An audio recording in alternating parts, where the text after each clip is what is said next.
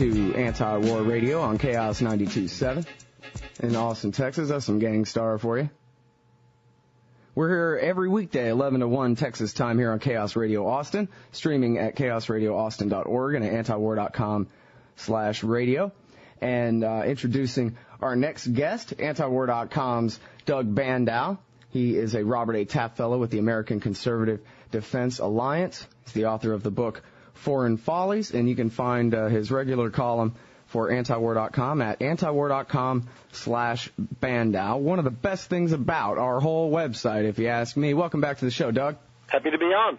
I'm very happy to have you here. So it says here in your most recent article that the American people have rendered their electoral judgment. It's time to finish off the neoconservatives. Well, my first question for you, how are the American people supposed to be able to tell the neoconservatives from the Democrats and the Republicans and the liberal and conservative movements that they, fix themselves to?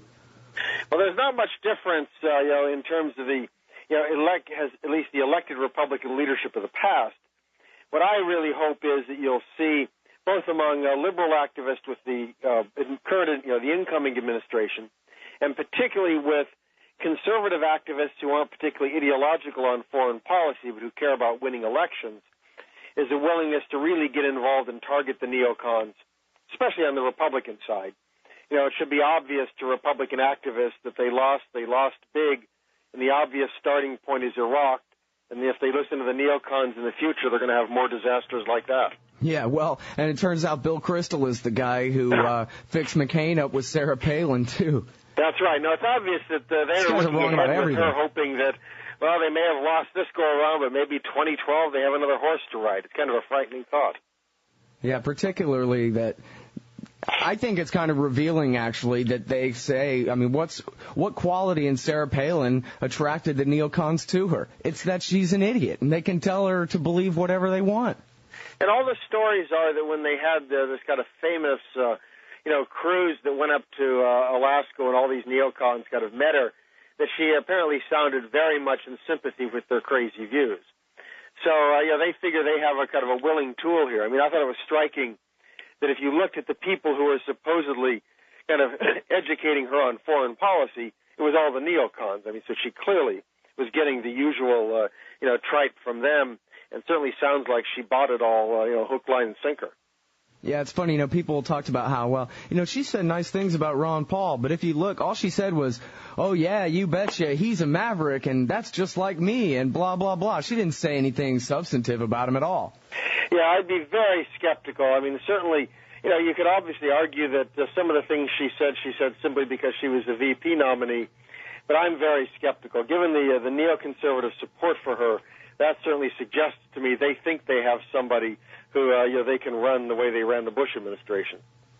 Well, and they're talking about she's going to be, I'm sorry to just have this whole conversation divert to Sarah Palin, but she's talked about for running in 2012. She's all they got left. I guess they think that this is what they want to run with over there in the Republican Party headquarters. What the hell? Well, I think it reflects, though, if you're a neoconservative worried about who you can control, the other two names, the prior contenders are Romney and Huckabee. Huckabee actually had had some really stupid things he said, but he also talked at different moments about some things that neoconservatives got upset about. And Romney is one who's always cared more about economics and perhaps, with this kind of campaign over, would be more likely to talk rationally on some of these issues. So I think the neocons are concerned that the only person they obviously have who can articulate these kinds of things apparently is Palin as opposed to the other guys. Yeah. Well, which is silly because Romney's for torturing and murdering people. He made that clear in all the debates that he'll be as murderous as they need. Well, I think that might be true, but I don't think the neocons trust him. So I think the one thing about people who seem to be kind of completely unprincipled and flip-flop on everything, which was really Romney, is that if they don't believe that it's any longer politically advantageous, they'll drop the position. So I think from a neocon standpoint, they have to be worried that Romney might run again, and he'll decide that, well, kind of the era of torture and war is over. I'd better be on the side of peace. And I think they made a judgment about Palin that she probably believes this stuff, irrespective of political consequences. Yeah. Well, I thought it was interesting that Ron Paul wrote this essay for CNN, which they ran on the front page, which basically said, hey, as long as everybody's having a big conversation about the future of conservatism in the Republican Party, how about paying attention over here? Here's a guy who got a million votes, and those million voters were told by the GOP to go to hell repeatedly throughout the entire election season. But if they want to succeed, I'll tell you, it's as clear as the blue sky. Make Ron Paul the minority leader. That's how to restore the Republican Party. You can do it tomorrow. Unfortunately, these are people who don't want somebody principled leading the party, of course. I mean, the Republicans in Congress, frankly, like most of the Democrats, I mean, these are political hacks. These are people, who, and it's hard for them to disentangle themselves because they spent the last, 6, 7 years, 8 years almost, supporting everything the Bush administration did. They're not going to admit they're wrong. They really need a transformation of these parties. So people, especially the Ron Paul supporters, have to be out there active. And I hope you see it on both Democratic and Republican sides. Both these parties need to be transformed. I mean, they're basically both war parties. And, the elites, the leaderships don't care. Yeah, it's really a tough position because the liberals at least pretend to believe in peace and civil liberties. The right doesn't even pretend to believe in those things at all anymore. That's right. Though they, of course, still talk all this time about, kind of limited government. So, utterly oblivious to the fact that if you have, basically war, perpetual war, in a national security state, you can't believe you're going to have limited government. I mean, you look at spending under the Republicans. Spending under the Republicans was worse than spending under the Democrats. I mean, the Republican Party has nothing left since it's become a pro-war party. It's also the big spending party and everything else. Yeah. Well, and whereas the liberals, I shouldn't even say pretend. Many of them, most of them actually do somewhat at least believe in peace and civil liberties, and yet they're all in power now, so there's no reason for us to think that they're going to actually protect those things since they're the ones wielding the bludgeons. No, that's right. Unfortunately, it's going to be a very real test for Obama. I mean, he said a lot of nice things, but when it comes down to it, is he willing to stop unconstitutional spying? Is he willing to do these things that need to be done and to cut back on the presidential power that he now wields? I mean, the temptation, of course, is to always, kind of exercise the power you have, and he's going to be surrounded by people saying, well, we'll do it fairly, we'll be good about it, we won't abuse it. And I really worry about where we're going to go. Yeah. Well, and in fact, I wish I knew the exact quote, but there is one that's very closely, the paraphrase is pretty close anyway, of Obama saying, well, don't worry about the spying thing because when it's me, it'll be me. Yep. And so that's totally different than George Bush spying on you. You can trust my judgment when the whole point is that, no, we can't trust any president's judgment. That's why the law says you get 5 years in prison if you tap people's phones without taking it to the FISA court at least. Oh, that's right. I used to tell Republicans, that you people are crazy. You're telling me that you trust the Bush administration. Well, even if I grant you that, don't you realize you're creating powers that in the future are going to be exercised by Democrats? I mean, even if you trust one, why would you trust the other? And frankly, I don't trust either of them. Right, yeah, I can't figure that out either. People can't just even imagine 3 or 4 years in the future at any given point. I don't understand right. That. Especially when it looked like it was going to be Hillary Clinton. You know what I mean? Who wants to give a dictatorship over to that lady to run? No, that always struck me as being very strange. That you have the right that spent 8 years hating the Clintons, targeting them, warning us about the imminent doom, and then they create this big national security state just in time that she would have had it if she'd won the presidency. Really suggests that these are not thinking individuals. I mean, what you've got here is kind of enormous stupidity, and unfortunately they had enormous power to boot. Right. And, I'm sorry for just throwing around dictatorship because that does sound like hyperbole, but no, I seriously mean to define it as a system where the executive outright repudiates the doctrine that there is a law that can bind his authority. And that is exactly what we've had for 8 years now. The president can do whatever he wants. And even when the Supreme Court says, no, you can't, he continues doing it anyway. No, it really has been extraordinary. I mean, traditionally Republicans were very skeptical of a strong executive. I mean, they were horrified by FDR. They didn't like the kind of things he did. They were against that. but they have become completely taken over with the notion the executive can do no wrong. And that was certainly not the founders' notion. I mean, the founders made it very clear they wanted to create a system that constrained the chief executive. They didn't want the president to have all these kinds of powers that, Bush and others claim they have a right to. Now, let's talk about economics, because I wonder whether the American government the people who run it, whether they can even believe that they can maintain a world empire into the future now that, the stock market lost half its value. I mean, seems like when they're calling this the beginning of the Second Great Depression, this is a really bad time to have troops in 130 countries around the world and welfare payments to various dictators and sultans and emirs and so forth around the world. Can we afford a world empire right now, Doug? No, I don't see how we can maintain it. I think that this really is the moment, where we had $2 trillion of bailouts. We're talking about $1 trillion deficit in 2009. We have, if you look over the long term, Social Security, Medicare, a whole host of pension guarantees. There's an endless list of big federal obligations with promises made and no money to pay them. I don't know how you continue to spend at the rate we're spending. Now, we're spending more than we spent at any point during the Cold War. I mean, we're spending as much in the military as the rest of the world combined. I don't know how they figure the U.S. can compete economically with other countries, when we're putting this kind of burden on American workers and American producers. So I look at this and think that, this, at some point, these folks have to realize that, but they don't seem to realize it yet. There was no debate on that during the campaign.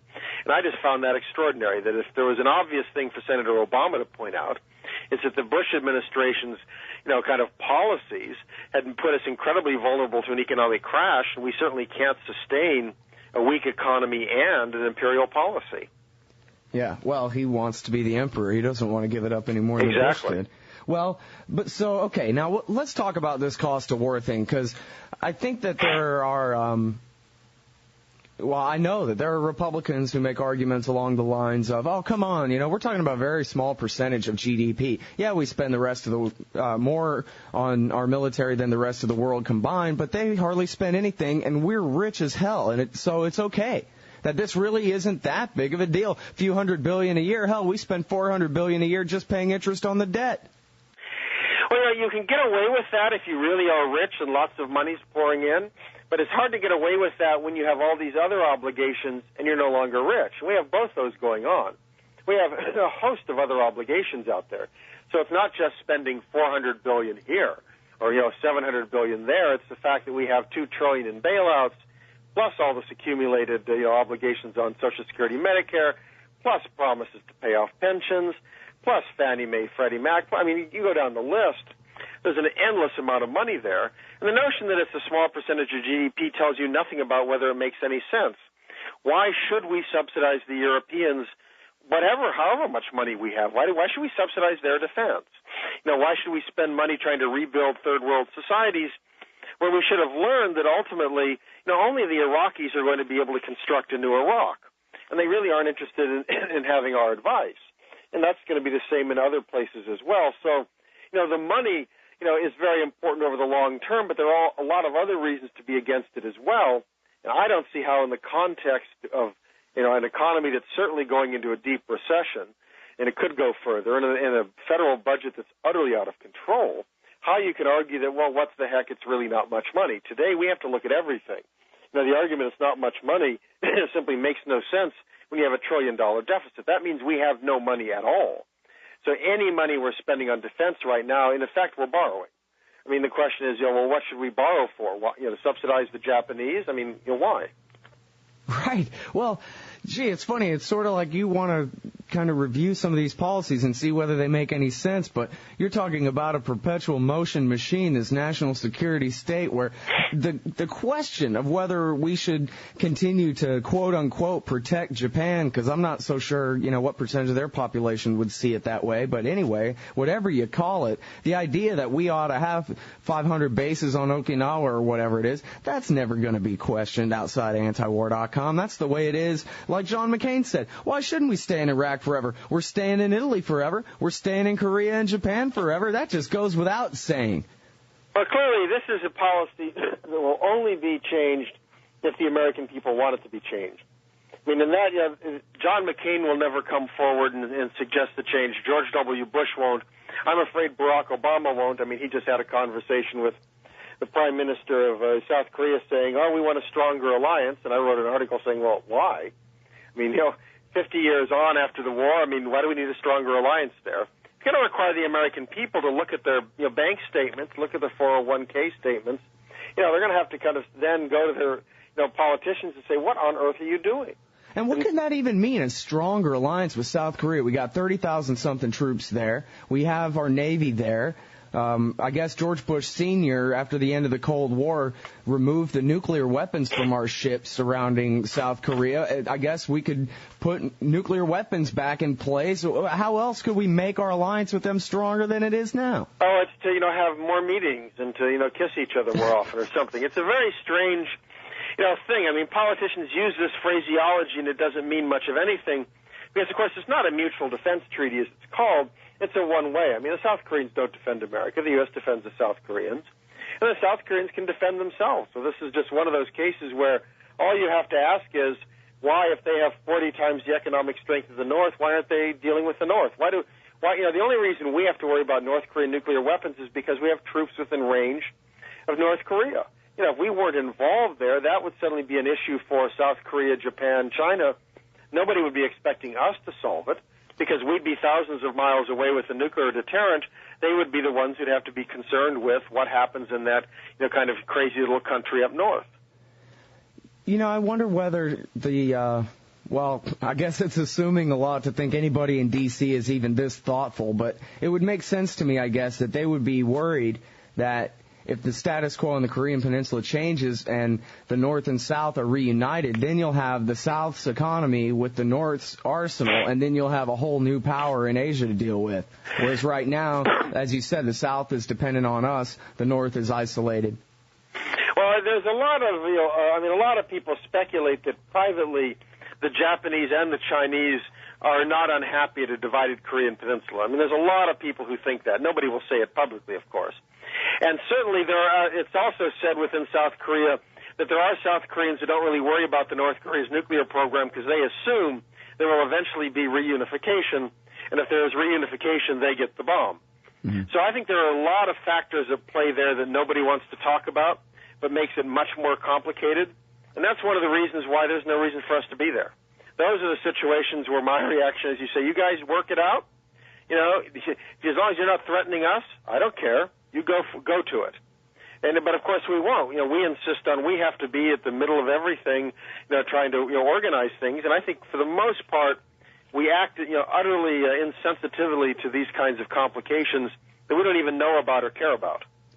Do you think it's more likely at all or less that there actually would be a war there if the American troops were gone and we no longer guaranteed, a war on behalf of the South Koreans? No, I mean, South Korea has, a vast edge on every element of power, over the North. They have fewer weapons, but the North's weapons are antiquated, they're old. And, neither Russia nor China would support the North in any military action. So clearly it would be, the South Koreans, could and in that case probably should do more in terms of building up their own forces. But it also, might allow some real negotiations with the North where the North would understand that, we're no longer relevant. They can no longer play games in terms of us, that they have to make a deal there. And then they'll have to decide, do they want economic development or do they want to remain a garrison state? But I think in most South Koreans, very few really think the North has the capability or interest in terms of trying to launch a military attack. How beneficial is it to Kim Jong-il that he can tell the people of his country that they're beset on all sides by enemies led by the United States? Well, it's certainly a tactic they use all the time. And they point to the U.S., and they always denounce the South Koreans by saying they're puppets of the U.S. So they use it, and he can try to explain his own failures by pointing at the U.S. With the U.S. gone, without that kind of anything near him, he couldn't say that the world superpower is out to get him. It'd be much harder for him to explain his failures, other than his own policies. Huh. Well, that's good to know. And I guess that's just par for the course with any of these negotiations. But, I really like the North Korean example of the failure of American foreign policy, particularly in the Bush years, but really overall. But what George Bush basically did was lied and broke the deal, or I don't know, I guess it's less clear to me now that they lied. But anyway, they broke the deal, the agreed framework, when whatever differences could have been worked out, even if it is true that the North Koreans were enriching uranium in centrifuges they got from Con, although there's still no evidence of that actually beyond people swear to God that they admitted it one day or something. But anyway, they kicked him out, basically broke the deal, the agreed framework that Warren Christopher had made back in the 90s. They created this crisis where the North Koreans actually started developing nuclear weapons, which they didn't have before. And now here we are in the position at the end of the Bush years where we're giving them the agreed framework again, only I guess more money this time than they were supposed to get under the old deal.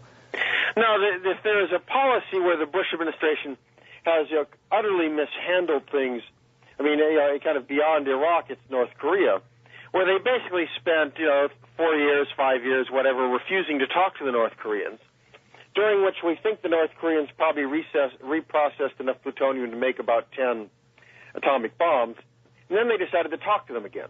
And, of course, they've been talking to them since, and you have the usual ups and downs where the North Koreans make promises and then demand something else and then, whatnot. So it's not at all clear where this deal is going. But what we do know is that we're measurably worse off because, even my theory with the North Koreans is that we may very well convince them not to build more. We might actually freeze the situation. I doubt they will ever give up whatever they have.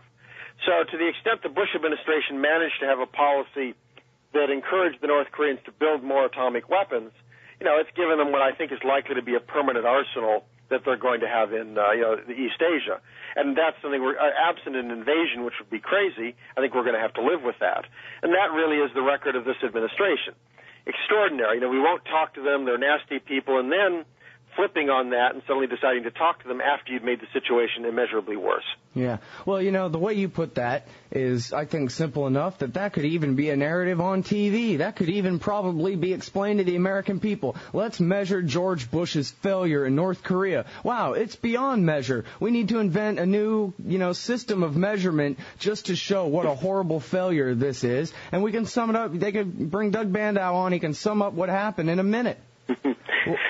How come everybody doesn't know this? How come we're not talking about this? Is the North Korea is it that nuclear issues are just too complex that they think they can't explain it in a couple of minutes like that? I think part of it is that when you're in a presidential campaign, it tends to be the two candidates who set the agenda. And as far as I can tell, the Barack Obama folks decided they wanted to talk about foreign policy as little as possible. And I thought that was foolish. So they were afraid, the polls show people for some reason think McCain is better on these issues. But I thought they could have destroyed him. Do you point out, this is a man who's wanted to go to war with everybody. Why would you want him as your, kind of commander-in-chief of the military? That makes no sense. And if you look at policies like Korea, he's made us a lot worse off. And, of course, there's the debacle in Iraq. And there's, so I thought they should have took the fight there. I think, these are people, they wanted to win. Frankly, that was about all they cared about. That was the focus, so they weren't going to get into any issues that seemed at all complex. And they decided to talk about economics as much as you can, try to carry that forward and carry the votes.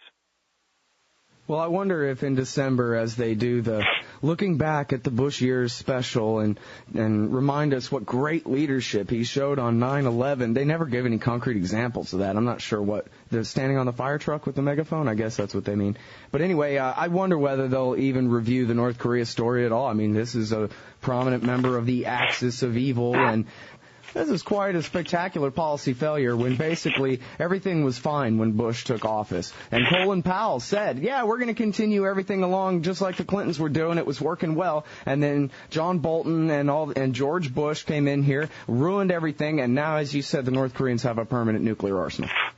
Yeah, no, I mean, they in fact, the president publicly gutted Colin Powell. I mean, Powell indicated we'll probably pick up, where the Clinton folks left off.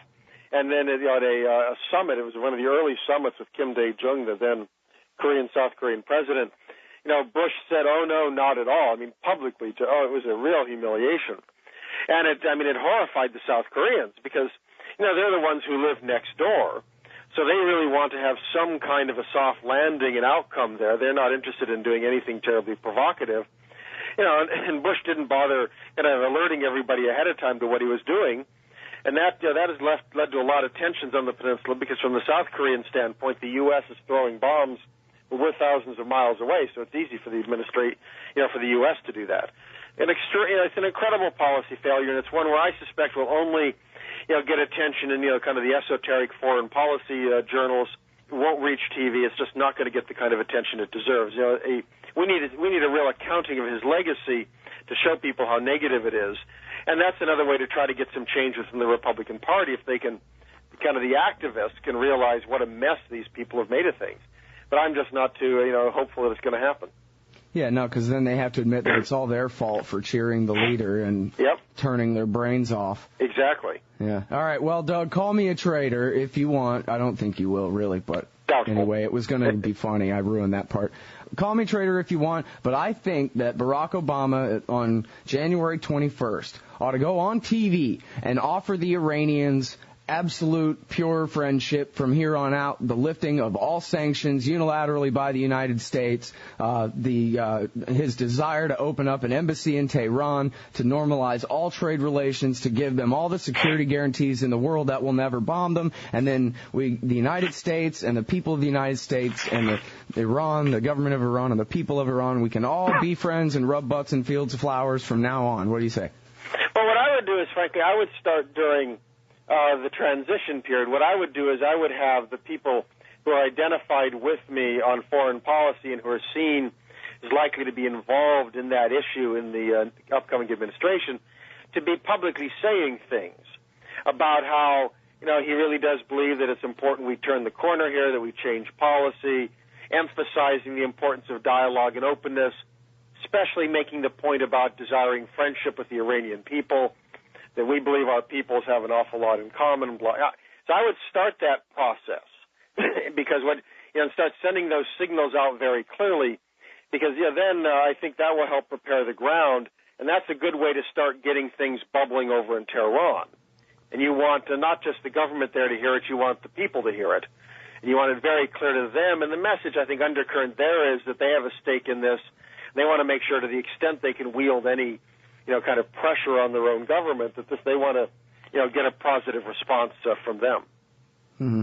Well, and yet, instead of that, what's happened is in Barack Obama's first press conference, 2-3 days after winning the election, he came out and talked just like the Bush administration about Iran's pursuit of a nuclear weapon and how it is intolerable, even though, as has been established at least on this radio show 500,000 times over again, there isn't a nuclear weapons program in Iran. And in fact, as we learned from Gareth Porter on the show this week, there never was one. At least we shouldn't believe that there was one based on the so-called stolen laptop, because that's forged.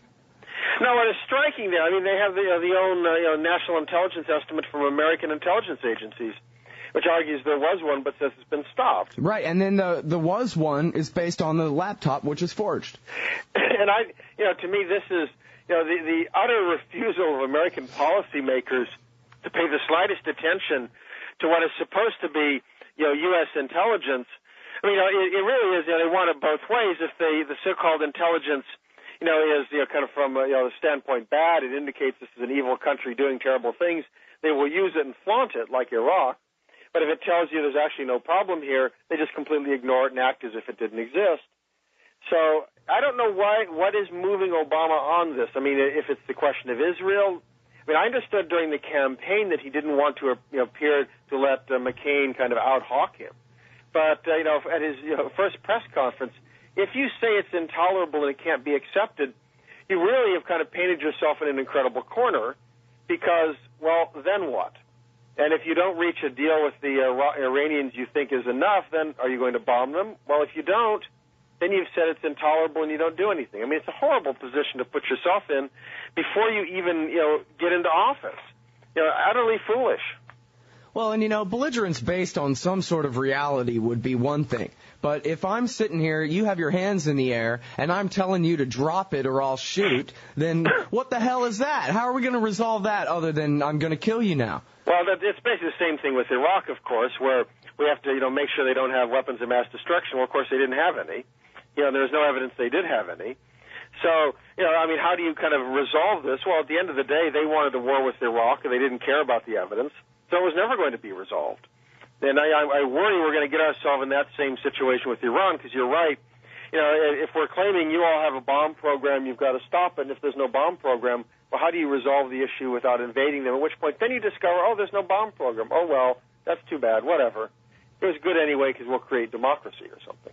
Right. Well, and this goes back to the complication of nuclear issues where, and it wasn't too long ago in my life where, you talk about there's some nuclear something or other in some country. As far as I know, that's enough to make a bomb if that's what the government is saying or whatever. I don't know better than to dispute that. It took till really reading Gordon Prather regularly at antiwar.com and talking with all these great reporters and experts like you about what all this means that I've even understood the difference between, regular uranium enriched to this percent or that percent, weapons grade, and how much uranium or plutonium you'd need and all these different things. Nobody understands these things. So if it is a fact, as it is, and everybody knows it, that they are enriching uranium at Natanz, that there is a nuclear weapons program. There's a reactor being, the finishing touches are being put on the reactor at Bushehr, et cetera. Well, that's probably a nuclear weapons threat in the mind of most people if that's what their leaders tell them to believe. No, that's right. I mean, unlike Iraq, where they had nothing. I mean, the American people don't understand these issues, and they like to believe they should trust their leaders. You invest enormous power and responsibility in these people. You want to believe that they will actually treat you right and be honest. Unfortunately, our experience tells us that's not the case. Well, now let's talk about NATO expansion and Russia. It's just amazing the language of the press. When the Russian president gave this speech right after Obama's election saying, we're going to put weapons on our border with Poland to take out your anti-missile missiles and this, that, whatever. And to read never mind the editorial pages and whatever, but just the news story I know in the New York Times said, this is his declaration of a Cold War against us, that he's going to put missiles or whatever the hell, however many redundancies were on at that point, there to take out our missile defenses that we're putting in Poland, which Obama says he supports. And no irony there whatsoever that we are putting missiles on their border inside Poland. It's clearly the Russians are starting a Cold War with us by responding.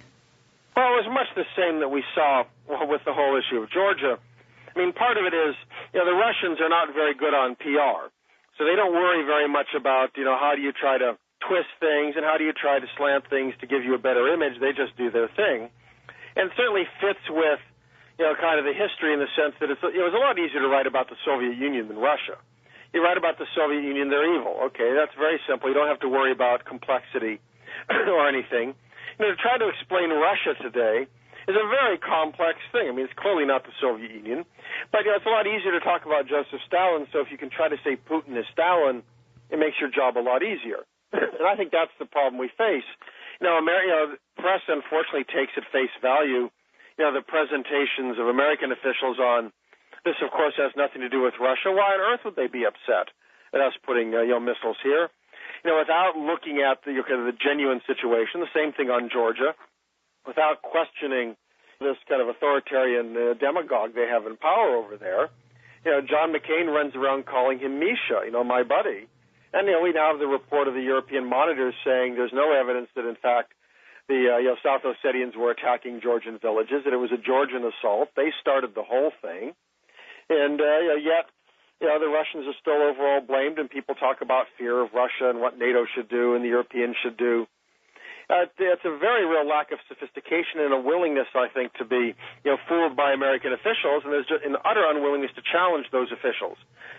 We accept whatever they tell us. We may argue among Republicans and Democrats, but they don't argue the larger issues in terms of are these people being utterly dishonest with us. Yeah, I think I'm just going to have to try to remember to quote this every time that Russia comes up on this show. It was something Pat Buchanan said when I interviewed him, which is that there's nothing more important in the whole world than the relationship between the United States of America and Russia. Period. These are the guys with the hydrogen bombs pointed at each other by the thousands. This is the single most important thing ever, anywhere, and for the foreseeable future. I mean, you have these kind of, nutty folks out there. A lot of the right-wingers do this, that there is the greatest danger facing us is terrorism. And, of course, that's utter nonsense. I mean, 9/11 was horrible, and several thousand people dying is horrible, but it's nothing like the prospect of nuclear annihilation. That in the end of the Cold War was such a blessing because we stood that down, which was the greatest threat, not just to the U.S. and Russia, but to all humanity. Yeah, and what you do is you have people playing with fire, acting as if you can play around on Russia's border, and you ignore the fact that they're a nuclear-armed power, and without any thought in terms of what's the potential escalation, what happens if there's a mistake, what goes wrong. It's utterly irresponsible. And to my mind, that's absolutely right. I mean, today, the relationship that matters most is Russia, and over the longer term, it's going to be China, and they also have a nuclear arsenal. I mean, these make these countries very important. You don't play with them. You can bomb Serbia and nothing happens to the U.S., but if you start futzing around against Russia or China, you really could inaugurate a destruction of American cities. I mean, it's right, and look, what you're talking about, you're not saying, we need to appease them or whatever. We're the empire. We're the ones being appeased. They're not expansionist powers, either of them. No, I mean, I tell people write about China and they worry, and I tell them, that what China is doing is very simple. China's creating a deterrent force. You just look at the numbers. We have 12 carrier groups. They have none. I mean, who's going to be invading somebody else? The Chinese aren't showing up here. What China wants to do is stop us from intervening against them. It's the same thing with Russia. Russia's complaining because we're futzing around on their border. We are claiming the right, that is, U.S. officials are claiming the right, to intervene anywhere in the world against any country.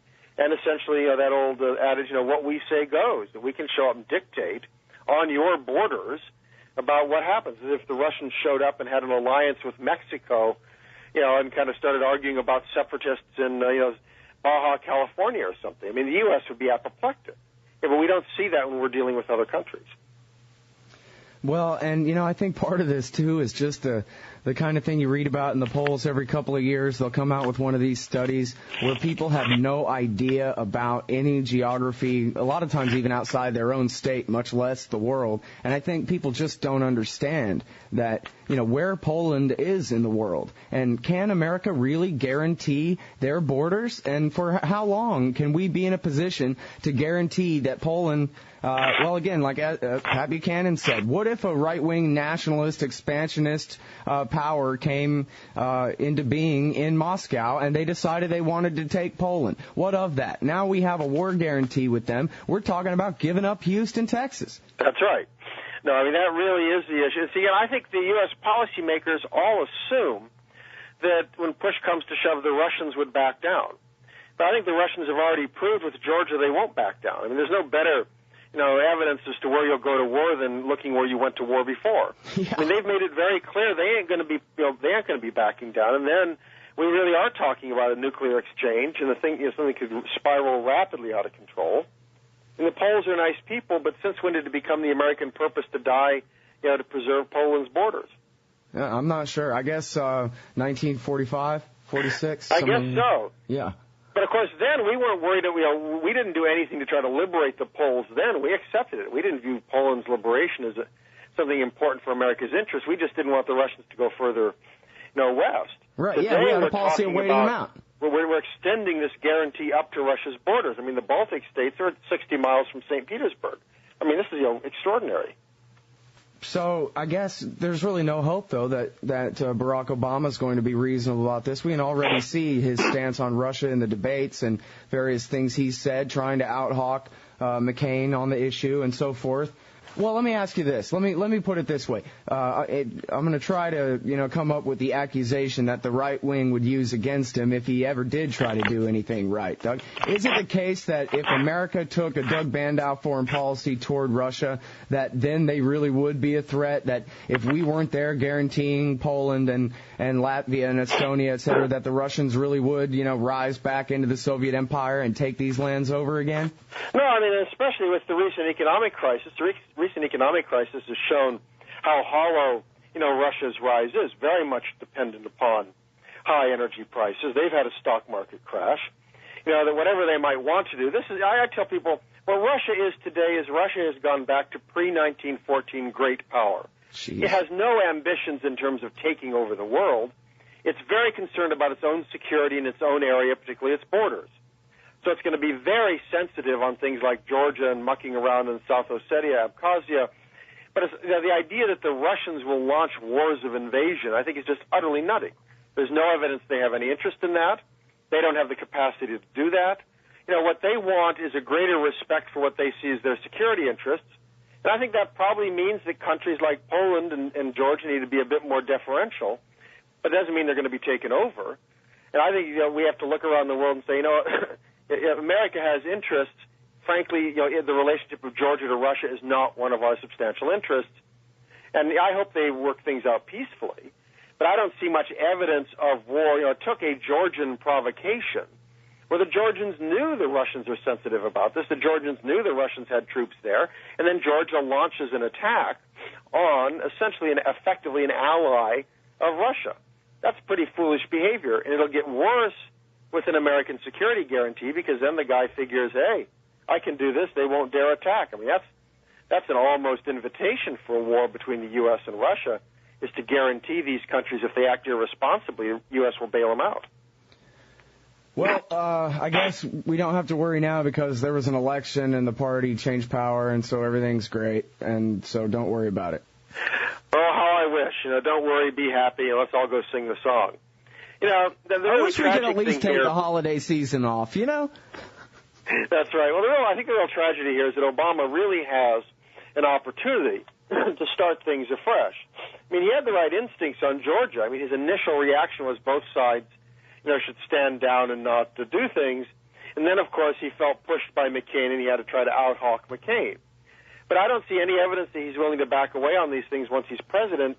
It's a great opportunity for him to do so. And he can simply come in and say, I've looked at the evidence. I realize I see now things that weren't discussed at that point. We need a new approach here. Here's how I'm taking it. And you start signaling that, I think there would be reciprocity. I think, Russia's kind of gotten itself into a corner. It's got, financial problems now. They'd be much happier with a positive relationship with the U.S. It would be very much in their interest to have that kind of a relationship. Obama could move us in that direction if he was willing, but if he keeps up the kind of Bush-McCain, rhetoric and policy, ain't going to happen. All right, everybody, that's Doug Bandow.